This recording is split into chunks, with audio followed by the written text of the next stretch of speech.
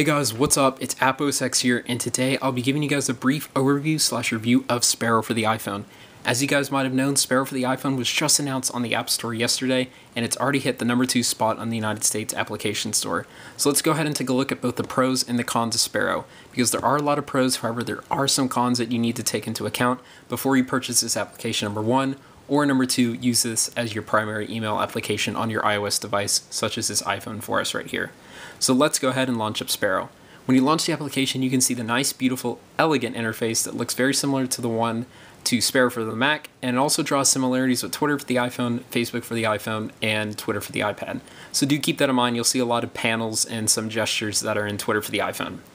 Alright, so this is your accounts panel right here. Obviously you have two email accounts right here. I have a Yahoo and a Gmail. Of course you can have more than this. There is support for basically an endless amount of email accounts, and you can put them all into your unified inbox. At the top right hand corner we have an edit button where we can quickly edit email accounts and delete them.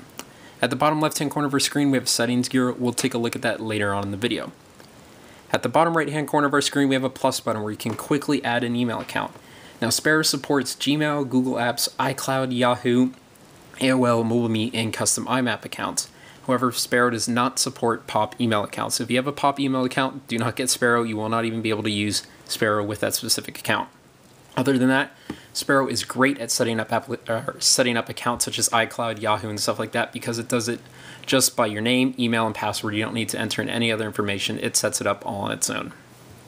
So now let's go ahead and take a look at the unified inbox. Obviously right here is the unified inbox where you have your starred, sent mail, drafts, trash, archive, and spam.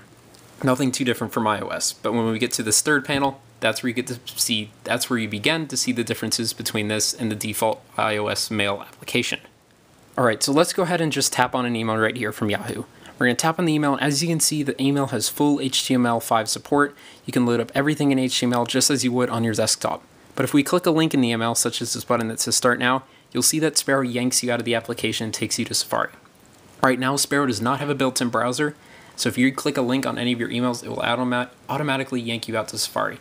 That's not really a big deal for some, but it might be for some, so that's why I wanted to include it in this video. As you can see at the bottom right-hand corner of our screen, we have options to compose a new email, forward this email, start the email, archive, and delete. All those are pretty self-explanatory. At the top right-hand corner of the screen, we have an option to reply to a message just as you usually would on any mail application. Alright, so now let's go ahead and show another cool feature, and that's the compose feature down here. When you compose an email, of course, you still have to type in the name first. So we're going to type in name, make something up here, and we're going to hit next. And now what's really cool about Sparrow is that you can attach photos without having to go to your photo library. On iOS, if you want to attach photos to the email application, you have to go to the Photos application first. So this solves that problem by allowing you to directly attach photos in Sparrow. Now as you can see, there's the photo right there. I'm sure it will allow it to use our location. And there you go. That is that. Obviously everything else in composing an email is pretty self-explanatory, but it does look very nice on the iPhone. Let's go ahead and discard that draft. Now what's also cool about Sparrow is if we go back to a specific account, like let's say this Yahoo account, you can switch between inbox, unread, and starred in that specific account really easily just with a simple tap at the top right hand of your screen. If we or the middle of your screen, sorry about that. We can take a look at Gmail too. And what's really cool is that you can edit, you can massive move, archive, or delete specific applications. So we can move, and we can choose it to move it somewhere elsewhere, but we're not going to do that in this video. Alright, so what's also really cool is the Gmail support in this application. So if we swipe to the left on a specific email for, I guess, the Gmail account, we type this middle button right here, you can see that you get an option to put it as a label. Let's go ahead and add it to receipts. We'll do it for another one, hit the label, and let's go ahead and add it to work. Obviously these are just generic labels and you could have more, but you can see that it color codes each email on the top right hand corner of each email. Definitely something that's really cool.